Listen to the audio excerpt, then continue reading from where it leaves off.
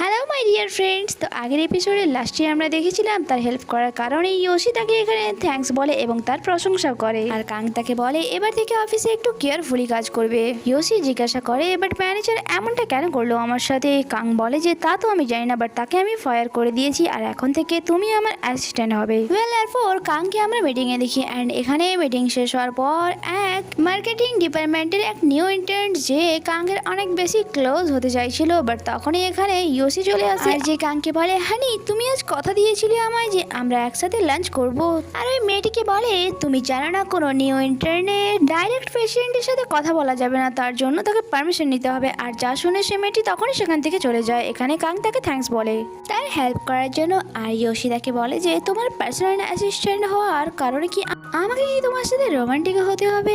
আর কাং তাকে বলে হ্যাঁ এইরকমই কিছু, আর তুমি চিন্তা করো না এটার জন্য আমি তোমাকে আলাদাভাবে পে করবো। বাট এখানে ইয়োশি বলে যে টাকার জন্য আমি আমার বডি বিক্রি করতে পারবো না। ওয়েল এরপর আমরা তার দুজনকে এক কোম্পানির সিইওর সাথে মিটিং করতে দেখি যার নাম মিস্টার মো ছিল। আর সে খুব বড় পেস্ট্রি কেক কোম্পানির মালিক ছিল আর তার বিজনেস অনলাইনের সাথে সাথে অফলাইনেও অনেক বেশি পপুলার ছিল। এখানে ওই বিজনেসম্যান যার নাম মিস্টার সু ছিল সেই ইয়োশিকে দেখে এটাই ভাবছিল যে আমাদের মতো কেউ দেখতে আছে।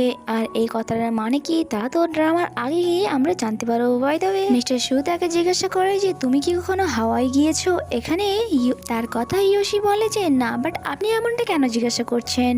মিস্টার সু বলে যে অ্যাকচুয়ালি আমার তোমাকে দেখে কারোর কথা মনে হচ্ছে অ্যান্ড আমার এটাও লাগছে যে হয়তো আমি তোমার সাথেই দেখা হয়েছিল। ওয়েল সিন কাট হয় আর আমরা কাংকে তার কেবিনে দেখি। এখানে ইয়োশি তাকে এসে আজকে শিডিউল বলছিল আর জানায় যে আজ ইভিনিং এ মিস্টার সুর সাথে আপনাকে দেখা করতে হবে বিজনেস রিলেটেড ডিসকাশন ব্যাপারে। আর তারপর তোমার এক প্রোগ্রামে স্পিচ দেওয়ার আছে যেখানে নিজের কোম্পানিকে রিপ্রেজেন্ট করতে হবে এন্ড তারপর কোম্পানির পার্টনারশিপের নামও অ্যানাউন্স করতে হবে। এখানে সে তার জন্য একটি ড্রেসও চুজ করে রেখেছিল।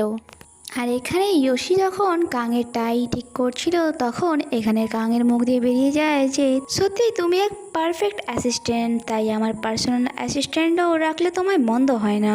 আর যা শুনে ইয়োশি তো বিশ্বাসই করতে পারে না আর তখনই বলে মিস্টার কাং কি ব্যাপার আজ আপনি আমার প্রশংসা করছেন। এরপর আমরা তার দুজনকে মিস্টার সুর সাথে মিটিংয়ে দেখি অ্যান্ড এখানে মিস্টার সু যখন তাদের কোম্পানির নিউ পেস্ট্রি কেক ইয়োশিকে টেস্ট করতে বলে। অ্যাকচুয়ালি তাদের এই পেস্ট্রি কেক মার্কেটে নতুন বিক্রি হতে চলেছে।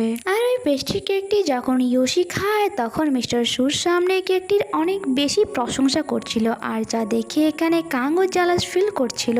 আর সে এখানে ইয়োশিকে বলে তুমি তো বলেছিলে তোমার এই ধরনের কেক একদমই পছন্দ নয়, বাট ইয়োশি তাকে ইশারাতেই চুপ থাকতে বলে। এখানে মিস্টার সু তাকে থ্যাঙ্কস বলে এত প্রশংসার জন্য আর সে তার জন্য একটি গিফটও প্যাক করে রেখেছিল যার কিছুই ছিল না, নিউ ফ্লেভারের পেস্ট্রি কেক ছিল। মিস্টার সু যখন সেখান থেকে চলে যায় ইয়োশি এখানে নিজের মুখ পরিষ্কার করছিল আর যা দেখে কাং বলে যে এটা কি করছো তুমি তো বলেছিলে তোমার পেস্ট্রি কেক অনেক বেশি ভালো লাগছে। তার কথা ইয়োশি বলে কখনো কখনো মিথ্যা প্রশংসা করাও দরকার হয়ে পড়ে। এরপর আমরা এক মডেলকে দেখি যার সাথেই আজ কাংয়ের ইন্টারভিউ ছিল। এখানে যখন ইন্টারভিউ স্টার্ট হয় তখন তাদেরকে কফি দেওয়া হয় বাট কাং মিল্ক কফি খেত না। আর এখানে জিমি তার হয়ে বলে দেয় যে মিস্টার কাং এর জন্য বিনা মিল্ক কফি নিয়ে আসো। আর যা দেখে কাং ইমপ্রেস হয় তার প্রতি আর ভাবে যে সে তার ছোট ছোট হ্যাবিটস এর ব্যাপারে কি করে জানে। ইন্টারভিউ যখন শেষ হয় এখানে ইয়োশি জিমির কাছে গিয়ে বলে আমি কি তোমার সাথে একটি ফটো নিতে পারি। অ্যান্ড ফটো নেওয়ার পর এখানে কাং তাকে জিজ্ঞাসা করে যে আমাদের কি আগে কখনো দেখা হয়েছে আর আমরা কি একে অপরকে আগে থেকেই জানি। তার কথায় জিমি মজা করে বলে যে হ্যাঁ আগের জন্মে আমাদের দেখা হয়েছিল।